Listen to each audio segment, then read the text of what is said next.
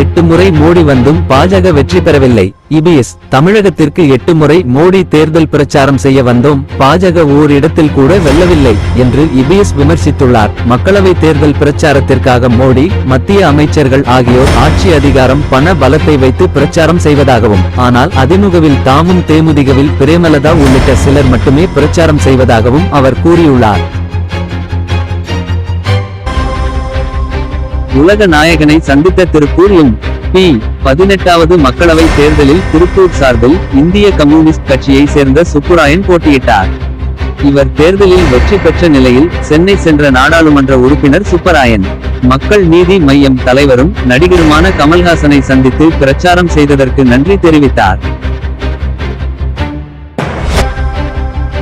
பாஜகவுடன் கூட்டணி இல்லை. இபிஎஸ் ஓபிஎஸ் சசிகலா பிரிந்திருக்கும் அதிமுகவினர் மீண்டும் இணைய வேண்டும் என அறைகூவல் விடுத்தனர். இந்த நிலையில் சசிகலா ஓபிஎஸ் பெயரை குறிப்பிடாமல் எதிரிகளோடு சேர்ந்து குழப்பத்தை விளைவிக்க முயற்சி செய்வதாக குற்றம் சாட்டிய இபிஎஸ் இணைப்பு என்ற பேச்சுக்கு இடமில்லை என்று திட்டவட்டமாக தெரிவித்தார். மேலும் பாஜகவுடன் மீண்டும் கூட்டணி ஏற்பட வாய்ப்பு இல்லை எனவும் தெரிவித்துள்ளனர்.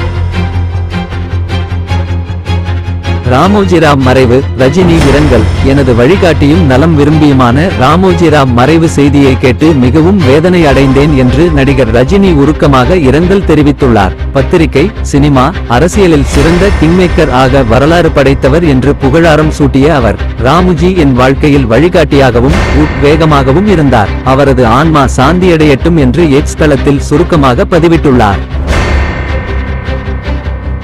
தங்கம் விலை குறைய இதுதான் காரணம். தங்க விலை தொடர்ந்து அதிகரித்து வந்ததற்கு சீன அடிகளவில் தங்கத்தை வாங்கி குவிப்பதை காரணமாக கூறப்பட்டது.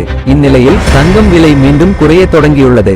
இன்று மட்டும் சவரனுக்கு 1520 ரூபாய் குறைந்துள்ளது. கடந்த 18 மாதங்களாக சங்கத்தை வாங்கி குவித்து வந்த சீனா தற்போது நிறுத்தி வைத்திருப்பதே தங்கத்தின் விலை சரிவுக்கான காரணம் கூறப்படுகிறது.